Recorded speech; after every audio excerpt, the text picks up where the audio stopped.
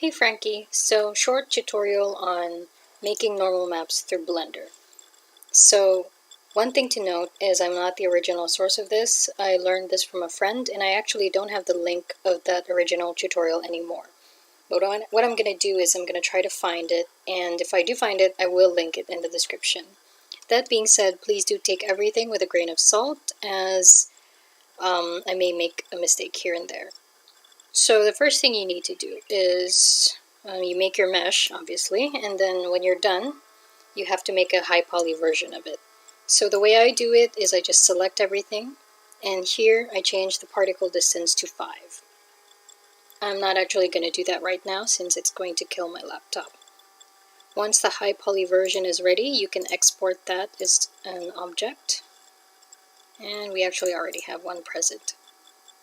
The next step is going to be in Blender. Just going to close this. Okay, so here in Blender, you just follow the normal steps. You UV map it and you bake the textures. Before you do any solidifying, you can bake the normals. And in order to do that, import the high poly version that was exported.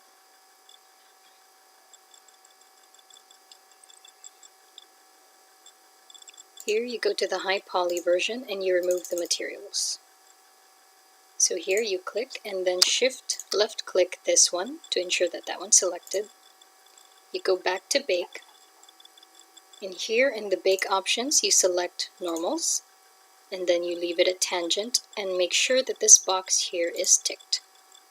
So now new image 2048. Okay, so then you press bake.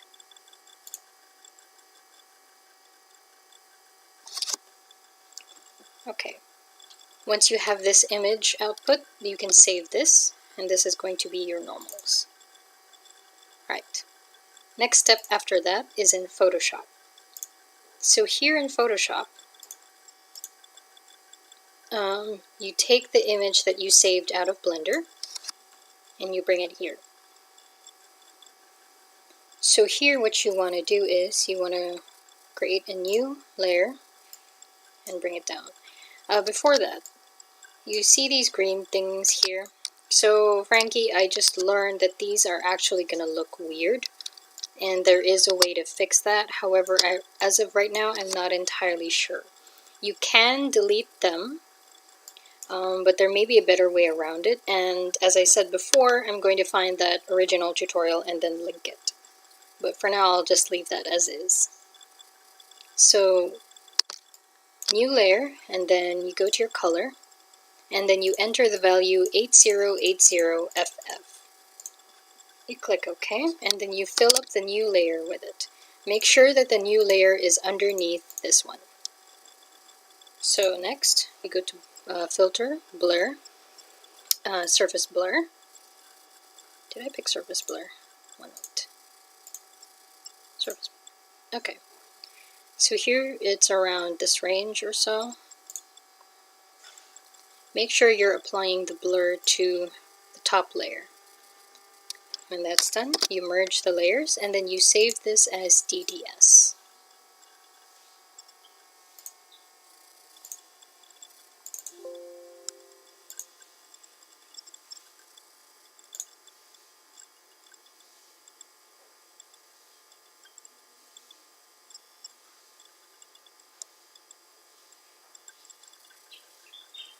Right. So when you're done with that, you get the DDS version that you just saved and you open it in Photoshop. So here you go to the Channels tab, click on red, Control A, Control C, paste it in alpha, then green, Control A, Control C. I hope I'm doing this right. Paste it in red, and then paste it in blue. And then you're done. So you save this again as DDS.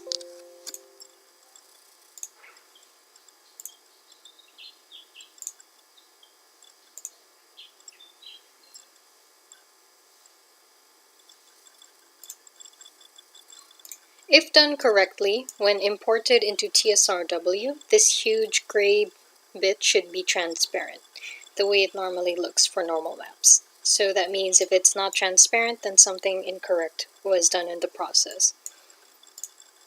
And yes, that's it.